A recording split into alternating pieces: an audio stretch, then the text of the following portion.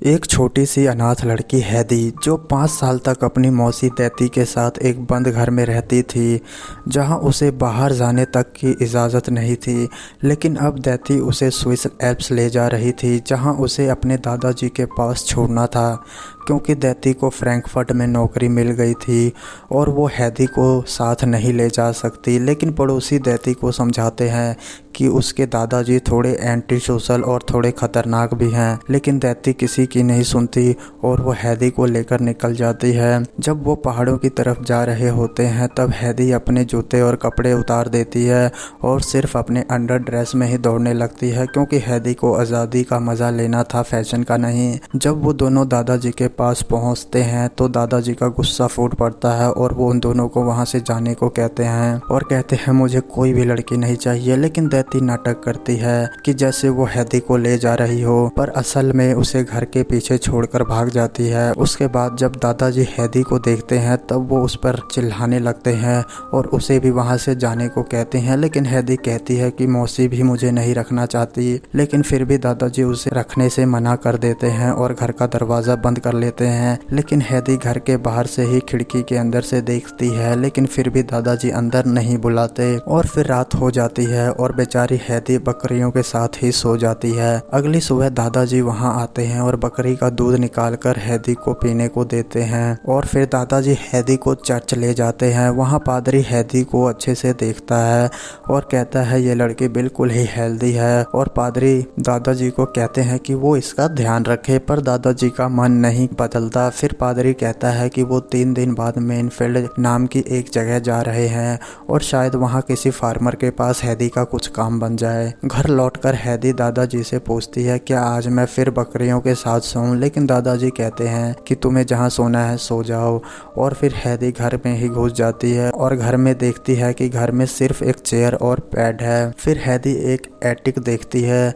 जब वो ऊपर चढ़ती है तो वो जगह पूरी घास से भरी होती है और वो उसी जगह को अपना बेडरूम बना लेती है और दादाजी को कहती है कि वो यहाँ रहना चाहती है। अगले दिन गॉथर्ड पीटर अपनी बकरियों को घास चराने लेकर आता है और दादाजी पीटर को बुलाते हैं और कहते हैं कि वो आज हैदी को अपने साथ बकरियां चराने ले जाए ताकि उसे थोड़ा माउंटेन लाइफ का आइडिया लगे। उसके बाद दादाजी उसे लंच के लिए चीज और सॉसेज बांध कर देते हैं और वो दोनों निकल जाते हैं बकरियों के साथ। हैदी को तब बहुत मजा आता है। वो दोनों पहाड़ों पर खूब मजे करते हैं, क्योंकि ये जिंदगी उसके पुराने बंद घर से कहीं ज्यादा अच्छी थी। और जब हैदी बकरियों के साथ खेल रही होती है तब पीटर उसके थैले से उसका खाना चुरा कर खा लेता है और जब हैदी देखती है तो पीटर बकरियों पर इल्जाम लगा देता है। उसके बाद फिर 2 बकरियां आपस में लड़ने लगती है और पीटर स्टिक से बकरियों को मारने लगता है, लेकिन हैदी को ये बिल्कुल भी अच्छा नहीं लगता और फिर वो पीटर से डील करती है कि अगर वो कभी भी बकरियों को नहीं मारेगा तो वो रोज अपना आधा खाना उसके साथ शेयर करेगी। और पीटर मान गया और फिर उसके बाद पीटर ने एक बात कही और कहा किसी को मत बताना, स्पेशली दादाजी को। फिर पीटर बोलता है कि लोग कहते हैं कि उसके दादाजी ने किसी को मारा। ये सुनकर हैदी थोड़ा नाराज हो जाती है और फिर रात में हैदी दादाजी से ज्यादा बात नहीं करती और खाना खाने के बाद वो दादाजी से कहती है कि आज वो बकरियों के साथ सोएगी। लेकिन दादाजी समझ गए और बोले क्या पीटर ने तुम्हें मेरे बारे में कुछ कहा, और बोले कि तुम्हें ज्यादा भरोसा किस पर है, लोगों की बातों पर या अपनी आंखों और कानों पर। उसके बाद हैदी ने खुद पर भरोसा किया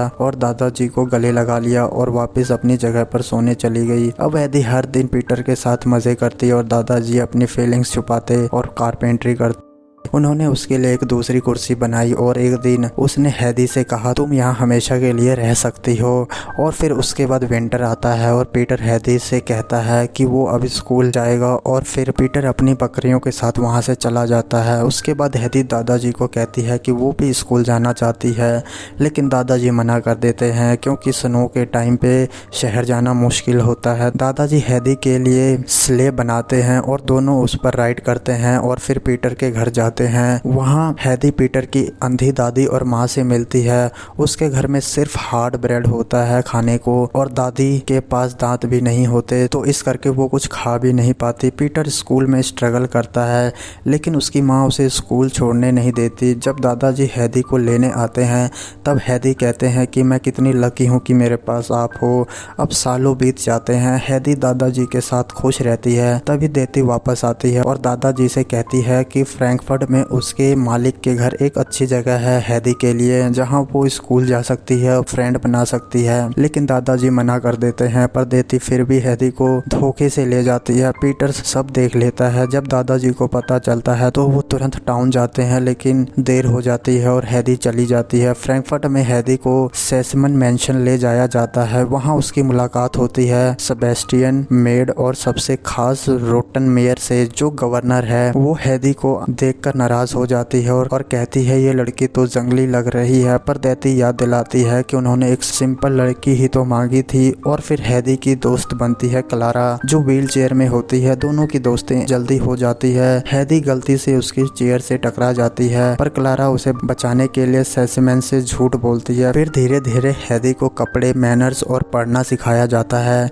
लेकिन हैदी नेचर से जुड़े रहना चाहती है, माउंटेन्स के सपने देखती है और चुपके से रोटियां अपनी जेब में भर लेती है पीटर की दादी के लिए। क्लारा अपना दिल हैदी से बांटती है, अपने दर्द और अकेलेपन के बारे में बताती है। एक दिन हैदी क्लारा को चोरी से शहर घुमाने ले जाती है। क्लारा ने कभी घर के बाहर की दुनिया देखी ही नहीं थी। वो एक टावर में जाते हैं, लेकिन टावर में जाकर भी हैदी को माउंटेन्स नहीं दिखता। उसके बाद क्लारा एक सेलर से सब किटेंस खरीद लेती है और घर ले आती है छुपाकर। लेकिन उनके वापस आने पर रोटनमेयर उन्हें डांटती है और पनिशमेंट में हैदी को खाना नहीं दिया जाता और उसे कॉर्नर में खड़ा रहना पड़ता है। उसके बाद हैदी रोटियां उठाती है दादी के लिए, लेकिन रोटनमेयर उसे रोक लेती है। उसके बाद मिस्टर सेसमैन वापस आते हैं अपनी माँ के साथ। उन्हें देखकर क्लारा बहुत खुश होती है और ग्रैंड मदर सेसमैन हैदी से मिलती है। जब उसे पता चलता है कि हैदी पढ़ नहीं सकती तो वो उसे बेड टाइम स्टोरी देकर कहती है, खुद सीखो और पढ़कर मुझे सुनाओ। हैदी पूरा मन लगाकर पढ़ना सीखने लगती है, लेकिन उसका दिल उदास रहता है। हर रात वो चुपके से रोती है। एक दिन सबको सच का पता चलता है कि हैदी स्लीप वॉकिंग करती है। दरवाजा खोलकर बाहर तक जाती है जैसे किसी बकरी के साथ सोने जा रही हो। जब उसे डॉक्टर के पास ले जाया जाता है तब डॉक्टर कहता है हैदी होमसिक है, उसका दिल पहाड़ों के लिए तड़प रहा है। लेकिन मिस्टर सेसमैन पहले मना करते हैं, लेकिन रात भर सोचने के बाद डिसाइड करते हैं हैदी को घर भेजना चाहिए। हैदी जाने से पहले क्लारा से मिलना चाहती है, पर क्लारा नाराज होती है। फिर भी सर्वेंट्स हैदी के लिए ब्रेड, रोल्स और गिफ्ट्स रेडी करते हैं। हैदी एक वुडन वर्ड क्लारा के लिए छोड़ती है और वादा लेती है एक दिन वापस मिलेंगे। घर लौटकर हैदी सबसे पहले पीटर से मिलती है, उसके घर खाना देती है और दादाजी से मिलने माउंटेन चली जाती है और फिर वहाँ फैंसी ड्रेस छोड़कर वापस अपने पुराने रूटीन में आ जाती है। बकरियों के साथ भागती है, लिखना सीखती है और स्कूल जाती है। हैदी क्लारा को चिट्ठी लिखती है कि वो उसे मिस करती है। जब क्लारा चिट्ठी पढ़ती है तब उसका दिल भर आता है। उसके बाद ग्रैंड मदर उसे हैदी के पास ले जाती है माउंटेन्स में और फिर क्लारा माउंटेन्स लाइफ एंजॉय करती है, गोट्स को प्यार करती है और टूटते हुए स्टार देखती है। एक दिन पीटर जेलस होता है और क्लारा का व्हील चेयर क्लिप से गिरा देता है, लेकिन दादाजी समझ जाते हैं और क्लारा को उठाकर पहाड़ों तक ले जाते हैं। वहाँ एक बटरफ्लाई क्लारा के पैरों पर बैठती है और उसे पकड़ने के चक्कर में वो खुद से खड़ी हो जाती है। उसके बाद क्लारा चलना सीखने लगती है। पीटर भी मदद करता है। जब उसके पापा आते हैं वो गुस्सा होते हैं, पर जब क्लारा अपने पैरों पे चलती है सबकी आंखों में आंसू आ जाते हैं। दादाजी हैदी को एक नोटबुक और पेन देते हैं ताकि वो अपने सपने लिख सके और इस तरह हैदी वापस अपनी जिंदगी में आ जाती है, पर इस बार एक सपने के साथ राइटर बनने का। तो अगर आपको